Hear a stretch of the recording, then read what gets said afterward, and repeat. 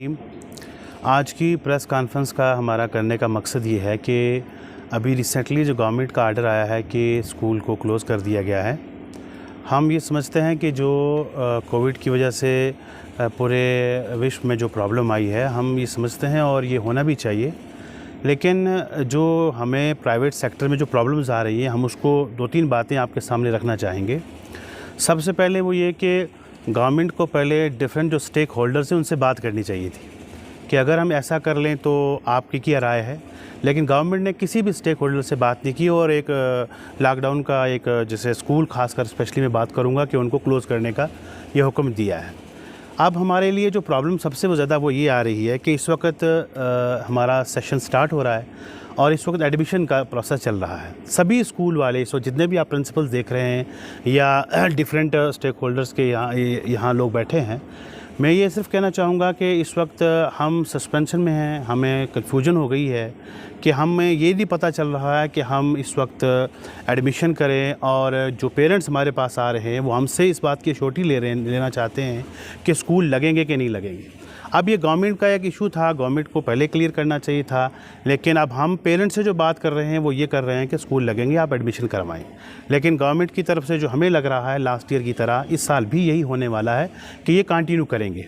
लेकिन गवर्नमेंट को अगर कोई ऐसा करना ही था तो मैं समझता हूँ कि कोई स्ट्रांग मैकेनिज़्म के तहत यहाँ पर कोई ऐसा सिस्टम को करना चाहिए था जिससे एक तो एजुकेशन कभी भी मैं कहूँगा हमारी प्रायोरिटी में नहीं रही है।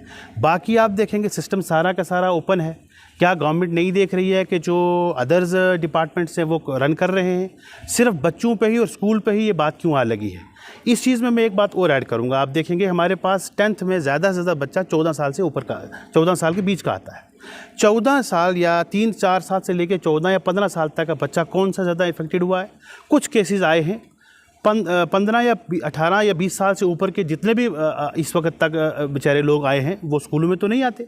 वो कहाँ पर हैं, वो अदर डिपार्टमेंट में है या दूसरी जगहों पर लोग रह रहे हैं। सिर्फ स्कूल को ही निशाना बनाना, मैं समझता हूँ कि बच्चों का मसला इंपॉर्टेंट है, लेकिन क्या गवर्नमेंट इवन और आड का फार्मूला नहीं अप्लाई कर सकती। गवर्नमेंट को department wise pre primary department, primary department, middle department, high department या इस तरीके से उनको गवर्नमेंट को लेना चाहिए कि एक दिन एक प्राइमरी डिपार्टमेंट को बुलाया जाए, दूसरे दिन मिडिल डिपार्टमेंट को, तीसरे दिन हाई डिपार्टमेंट को। कम से कम बच्चों का नुकसान हो। मैं ये समझता हूँ कि जान बची तो लाखों पाए, जान ज़रूरी है, लेकिन पिछले साल भी आप देखेंगे पूरे बच्चों का कितना एकेडमिक्स का नुकसान हुआ। गवर्नमेंट ने SOPs जारी की और डिपार्टमेंट या अदर्स के लिए इतना सारा उन्होंने सब कुछ किया, लेकिन एजुकेशन के लिए कुछ नहीं किया। एजुकेशन का जहाँ तक ताल्लुक है ये बेसिक है, इस पर कोई तवज्जो नहीं दी गई। लेकिन गवर्नमेंट आज भी ये चाहती है, इसका तो ये हल नहीं हुआ, स्कूल क्लोज़ करने का कोई हल नहीं है। मैं ये समझता हूँ कि गवर्नमेंट को कोई स्ट्रांग मैकेनिज़्म बनाना चाहिए, उसको इवन आर्ट का फार्मूला अप्लाई करके, या दूसरा जो मैंने रिक्वेस्ट की है कि अगर वो गवर्नमेंट ये देखे कि प्री प्राइमरी, प्राइमरी और मिडिल हाई इस तरह कैटेगरी वाइज बच्चों को स्कूल में बुलाए, आपको असिस्टेंट देंगे। आप देखिए कि गवर्नमेंट का, मैं नहीं समझता हूँ कि ये कौन से लोग हैं, किस तरह की पॉलिसी बनाते हैं। गवर्नमेंट ने सर्कुलर निकाला कि आप पेरेंट्स से फ़ी नहीं कलेक्ट कर सकते और हमें डायरेक्शन दी कि आप टीचर्स को सैलरी दीजिए। अब आप बताएंगे कि सैलरी हम तब देते हैं, रेवेन्यू जनरेट होता है स्टूडेंट से, बच्चों से फ़ी आती कलेक्ट होती है और हम पे देते हैं। हमें कहा गया कि आपने फ़ी नहीं लेनी है, ठीक है, उन्होंने गवर्नमेंट ने जो है वो पेरेंट्स का ख्याल रखा, तो हम भी तो इस सिस्टम का हिस्सा हैं, हम भी सोसाइटी का हिस्सा हैं। गवर्नमेंट ने हमारा कोई ख्याल नहीं रखा और हमें ये डायरेक्शन दी गई कि आपने फ़ी कलेक्ट नहीं करनी, और दूसरी तरफ हमें ये कहा गया कि आप किसी एम्प्लॉय को निकाल नहीं सकते। अब आप बताएं, मीडिया के माध्यम से मैं ये रिक्वेस्ट करना चाहूँगा कि हमारे पास इतना कौन सा यहाँ रेवेन्यू है कि और कितना पैसा है हमारे पास कि हम जो है वो साल पूरा इसी तरह से 2-2 साल 3-3 साल बिना काम किए या बिना फीस लिए हम टीचर्स को सैलरी, एम्प्लॉयज़ को सैलरी देंगे।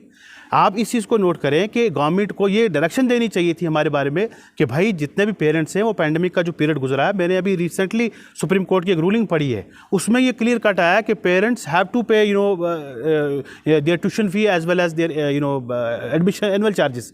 अब उसके लिए तो गवर्नमेंट को देखना चाहिए, पेरेंट्स को डायरेक्शन देनी चाहिए कि फ़ीस दें। जब फीस पेरेंट्स हमें देंगे, हम टीचर्स को सैलरी देंगे। आगे गवर्नमेंट ये कहती है कि हम जितने भी लोग हैं उनको रोज़गार देंगे, तो जो हमारे पास 100 150 एम्प्लॉइज़ यहाँ हैं उनको रोज़गार कहाँ से मिलेगी।